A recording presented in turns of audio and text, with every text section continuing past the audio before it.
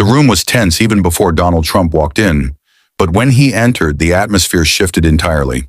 His presence had always been larger than life, but that day there was something sharper in his tone, a restless energy that people around him quickly picked up on. He glanced across the room and saw Barack Obama standing with a small group, speaking in his measured way, hands moving gently as he made his point. It wasn't a debate, just a simple conversation. But the sight of Obama in that space seemed to stir something inside Trump that he couldn't contain. Without hesitation, he raised his voice, cutting across the conversations and silencing the chatter instantly. "Get out!" he yelled, the words exploding with force directed at Obama with such clarity that no one could pretend not to hear. For a moment, time seemed to freeze. The staffers near the doorway stopped moving. A reporter holding a notebook lowered his pen, unsure if what he heard could even be written down without sounding exaggerated. People knew Trump as someone who spoke loudly, who thrived on confrontation. But this was different. This wasn't a playful jab at a rally or an attack launched on social media. This was face-to-face, raw, and in front of people who never expected to witness something so unfiltered. Trump's face tightened, his eyes narrowed, and his hand gestured toward the exit, as if to emphasize his point. He wasn't just raising his voice for show, he meant it. The weight of the words came not only from their volume, but from the years of rivalry layered beneath them. Trump had built so much of his political identity in opposition to Barack Obama. From the very beginning of his rise in politics, he had questioned Obama, challenged him, and used him as a foil. In that moment, it felt as if all those years of tension had burst into a single sentence, shouted across a crowded room. And yet, while Trump's words carried heat, they also carried an unmistakable vulnerability. To yell like that in public suggested not just confidence, but an unwillingness to share space with the man he had spent years trying to overshadow. Those standing nearby could feel the crackle of tension moving through the room like electricity. Some leaned back, as if distance could protect them from the confrontation unfolding. Others shifted their eyes quickly, not wanting to be caught staring at either man. Aides who worked with Trump tried not to react, though a few couldn't hide the nervous glances that flickered across their faces. They had seen him lash out before, but rarely at this volume, and never in this way with Obama directly present. For many, it was a moment that revealed more than Trump might have intended. It showed how deep his resentment truly ran. Obama, on the other hand, did not immediately move. He didn't flinch, didn't step back, and didn't even adjust his posture. He just looked at Trump, calm as ever, letting the room sit in the weight of what had just been said. That silence only made Trump's words echo longer, like a bell that refused to stop ringing. The imbalance between the two men became clear. One relied on volume to make himself heard, while the other relied on composure to command attention. But in that first moment, before Obama spoke, the confrontation belonged entirely to Trump. It was his voice, his shout, and his breaking of decorum that turned an ordinary gathering into an unforgettable standoff. The confrontation wasn't rehearsed or planned, it was instinct. Trump had always prided himself on saying what others were afraid to say, on being direct, on refusing to soften his words for the sake of appearances. To him, yelling, "Get out," was a way of asserting dominance, a way of making it clear that he believed Obama's presence didn't belong in that room. It was both political and personal, wrapped into one burst of energy that could not be ignored. Every person who stood there knew they had just witnessed something extraordinary, something that would be talked about long after the moment ended. It wasn't just that Trump yelled, it was who he yelled at, and the sheer audacity of doing it without hesitation. The confrontation revealed the essence of his approach. Attack first, claim the space, make the headlines. And in that single moment, Trump had done exactly that, leaving everyone else to process what had just happened. Barack Obama had always been known for his composure, and in that moment, it became his greatest weapon. The words from Donald Trump still hung heavy in the air, sharp and stinging, echoing around the room. "Get out!" wasn't just an interruption, it was a command, a public dismissal meant to strip him of presence and authority. Yet Obama did not step back, did not raise his voice, and did not let the tension rattle him. Instead, he stood quietly, allowing the weight of Trump's anger to settle before he made his move. His silence stretched on longer than anyone expected, and it was that pause, deliberate and unshaken, that began to turn the tide of the moment. People in the room shifted uncomfortably. They had braced themselves for an argument, for Obama to fire back in anger or defend himself with equal intensity. But he did none of that.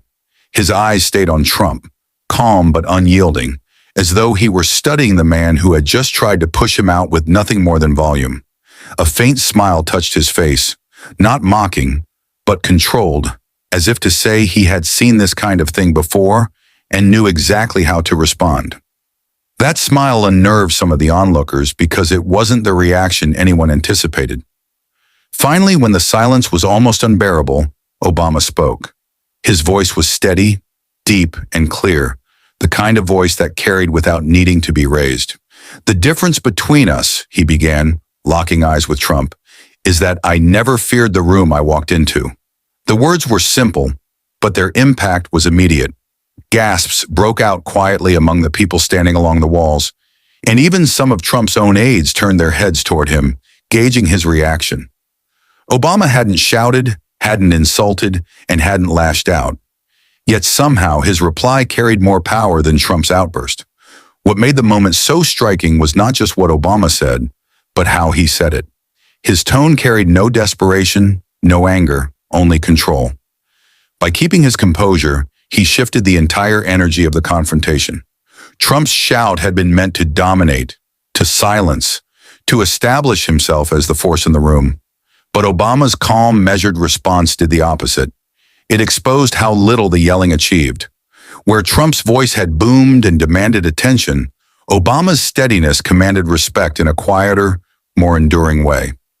Those watching began to realize they were seeing two very different philosophies of power collide.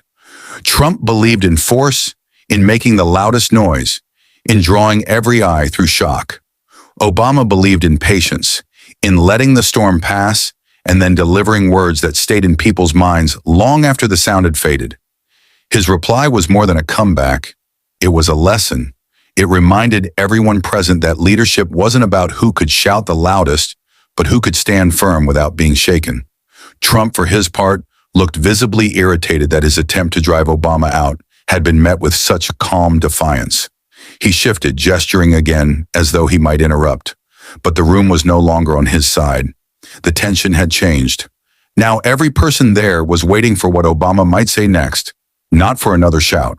The balance of attention had tilted, and it was clear that Obama had managed to take control without even raising his voice. Obama's history of handling conflict with composure was on full display. People remembered how he had navigated criticism during his presidency, how he had faced opposition with words that cut deeper than insults ever could. In that instant, all those memories came flooding back for those who had followed his career. They realized they were witnessing the same skill, his ability to take heat, absorb it, and turn it into a moment of strength. His reply was not only aimed at Trump, but at everyone watching, reminding them of the power of steadiness in the face of chaos. Reporters scribbled furiously in their notebooks, already framing the story they knew would dominate headlines. Staffers stood silently, aware that the confrontation would be replayed, analyzed, and debated. Yet amid all the reactions, one truth was undeniable. Obama's calm reply had left a mark that Trump's yelling could not erase. His restraint had transformed a shout into an opportunity to demonstrate control, and his words had landed with a weight that no one expected. The room knew it too. In that moment, even those who supported Trump could feel the difference. A yell can grab attention for a second, but a reply like Obama's could echo for years. By refusing to match Trump's anger, he showed that strength wasn't always loud, and respect wasn't always demanded. It was earned. And with that, Obama turned what could have been an embarrassing dismissal into one of the most unforgettable displays of composure anyone in that room had ever seen. The air in the room had grown heavy after the clash between Donald Trump and Barack Obama, and every person present could feel the shift. What had begun as a gathering of powerful figures, staffers, and media suddenly transformed into a stage for a confrontation no one had anticipated. Trump's sharp yell still echoed in the back of everyone's mind. Yet it was Obama's calm reply that lingered in the forefront. The contrast was so stark, so undeniable, that the room itself seemed to change character. People were no longer reacting to Trump's aggression. They were processing the weight of Obama's words.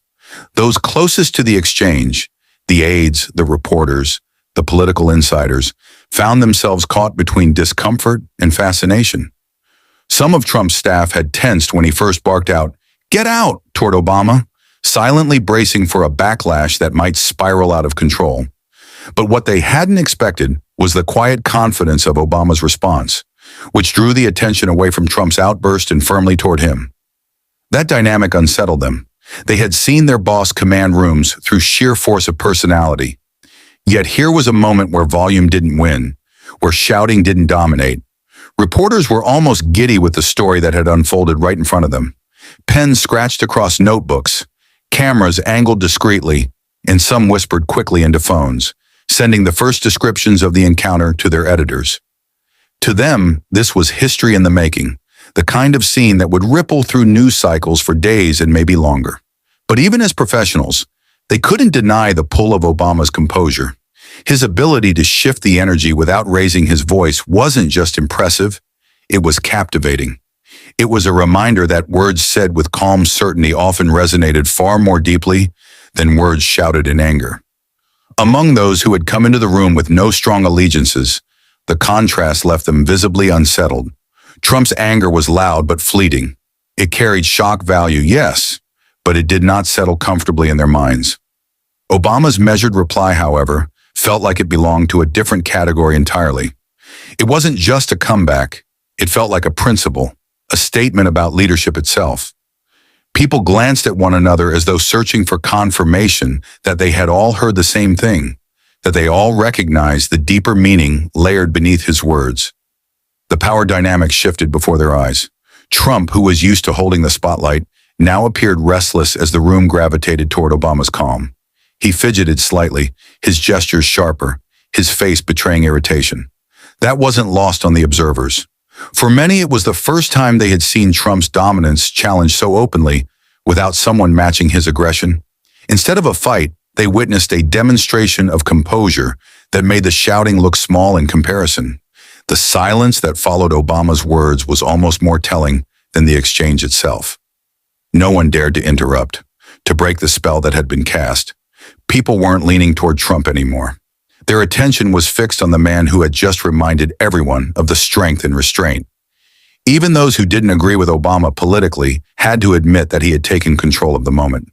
In rooms like that, perception was everything, and perception had just swung in his favor. What struck observers most was how quickly the energy had flipped. Within seconds, the loudest voice had become the background noise, while the calmest one had taken center stage. It was as though the confrontation had exposed the very essence of both men. Trump as the embodiment of force and impulse, Obama as the embodiment of patience and calculation. Neither needed to explain who they were. The room saw it for themselves, and that clarity unsettled some while inspiring others. Even long after the tension eased slightly, people kept whispering about the moment. "Did you hear what he said?" one reporter muttered to another. A staffer near the back leaned against the wall, still wide-eyed, repeating Obama's words under his breath. Everyone knew they had just witnessed something significant, something that would shape narratives for days and weeks ahead. Trump remained visibly dissatisfied, as if aware that he had lost control of the narrative right in front of him. His loud command had drawn shock, but Obama's quiet reply had stolen the memory of the moment. The room's response reflected that shift perfectly. They were not recalling the words, "Get out." They were repeating Obama's line about never fearing the rooms he walked into. It was that remark, not the shout, that defined the atmosphere afterward. And so the room itself became the best measure of what had truly happened. Not the confrontation alone, but the way people responded to it. In the eyes of those who were there, when the exchange between Donald Trump and Barack Obama spread beyond the room and into the public eye, it became the latest spark in an already divided nation. Clips circulated rapidly, first through reporters who had been present, and then across television screens and social media feeds. At first, people replayed the moment simply out of shock. One former president yelling, "Get out!" at another was unprecedented, but it was Obama's calm, carefully chosen reply that kept audiences glued, discussing and debating what it meant for days on end. Across the country, reactions fell along familiar lines. Supporters of Trump praised him for being unapologetically direct, arguing that he had said aloud what many of them felt privately, that Obama didn't deserve to hold the influence he still carried years after leaving office. For them, the outburst was refreshing, another example of Trump refusing to play by the polite rules of political discourse. "That's why we love him," one supporter said in a televised interview. "He doesn't back down, not even to Obama." To them, the sheer force of the shout was strength, a refusal to let a rival occupy space unchallenged. But on the other side, millions of Americans pointed to Obama's response as the true moment of strength. They shared his words. "The difference between us is that I never feared the room I walked into," over and over, posting them like a mantra. Commentators described it as a masterclass in restraint, an example of how composure could strip away the power of aggression. Some even suggested that the reply would be remembered long after the shout had been forgotten, precisely because it carried a timeless truth about leadership. To those who admired him, Obama had demonstrated that calm confidence could cut deeper than any raised voice. News programs devoted entire segments to replaying the exchange. Analysts debated what it revealed about both men, contrasting Trump's reliance on force with Obama's reliance on patience. In living rooms, offices, and diners, people argued over who had won the confrontation. Some saw Trump as bold, finally saying what no one else would, while others believed Obama had shown a kind of dignity that outlasted the noise. The divide wasn't just political, it was cultural. It was about what kind of strength Americans valued most: the loud and confrontational, or the steady and measured. Younger audiences, especially those active online, gravitated heavily toward Obama's reply. Memes and short videos highlighted his calm expression, framing it as a lesson in keeping control when under attack. College students and professionals alike shared it as an example of how to deal with hostility without losing composure. For them, the moment wasn't only about politics, it was about personal conduct, about how to face aggression with grace. Meanwhile, Trump's base used the footage as proof that he remained the fighter they admired. To them, the fact that he would look at Obama in the eye and yell so bluntly was evidence that he had never changed, that he still refused to give ground to those he considered political enemies. Conservative talk shows replayed the clip as though it were a rallying cry, framing it as a symbolic dismissal of everything Obama represented. The reaction abroad was just as telling. International outlets reported on the clash with fascination, noting how unusual it was for two former presidents to confront each other so openly. Commentators in Europe and Asia remarked on the symbolism of the moment, suggesting it reflected not just personal animosity, but the larger divisions within America itself. Some even pointed out that while Trump's style played well to his supporters, Obama's words resonated globally in a way that felt familiar: calm, deliberate, and carefully measured. Within days, the exchange had become more than just a viral clip. It turned into a cultural litmus test, a question of values. What does leadership look like? Is it loudness, the ability to dominate a room with force? Or is it calmness, the ability to hold steady under attack? Trump and Obama, through their confrontation, embodied those two competing visions, and Americans found themselves picking sides not just between two men, but between two ways of understanding authority. The public's response proved that the clash was about more than politics. It was about identity. For Trump's supporters, his shout represented defiance, a refusal to be overshadowed. For Obama's admirers, his reply represented wisdom, a refusal to be rattled. And for those caught in the middle, it was a reminder of just how deeply divided the country remained, not only in its politics, but in its expectations of what strength truly means. The confrontation between Donald Trump and Barack Obama, short though it was, quickly grew into something larger than the moment itself. It wasn't just one man shouting and another responding.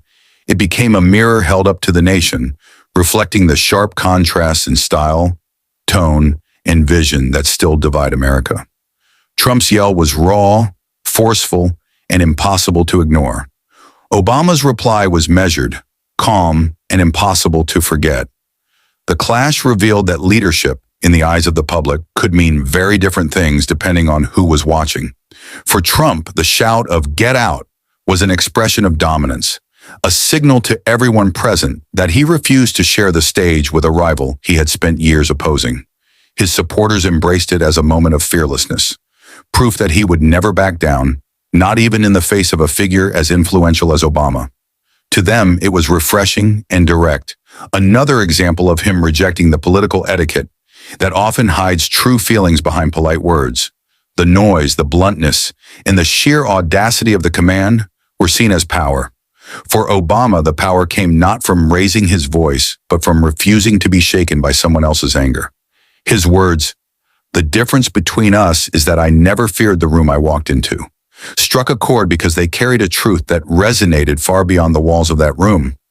They spoke to a philosophy of leadership rooted in steadiness, patience, and confidence that does not rely on volume. His response reminded people that sometimes the greatest strength lies not in overpowering others, but in holding one's ground calmly and firmly. The reactions across the country showed how deeply people interpreted the exchange through the lens of their own values. Some saw confrontation as courage. Others saw composure as wisdom. The split revealed just how polarized the nation remains, not only in politics, but in its understanding of what it means to lead. The confrontation was more than a disagreement. It became a symbolic choice between two versions of authority, one loud and forceful, the other calm and enduring. In the end, the story of that moment isn't just about who said what. It's about how America reacted, how people projected their beliefs onto two men who embody starkly different approaches. For some, Trump's shout was the victory. For others, Obama's reply was the defining moment. And for many, the memory of the confrontation will live not in the noise of the command, but in the silence that followed when calm words cut deeper than loud ones ever could. History has a way of magnifying these moments, of turning fleeting exchanges into lasting symbols. This one, between two former presidents, will be remembered not because of its length, but because of what it revealed. It was a reminder that power is not only about who speaks the loudest, but about who leaves words behind that echo long after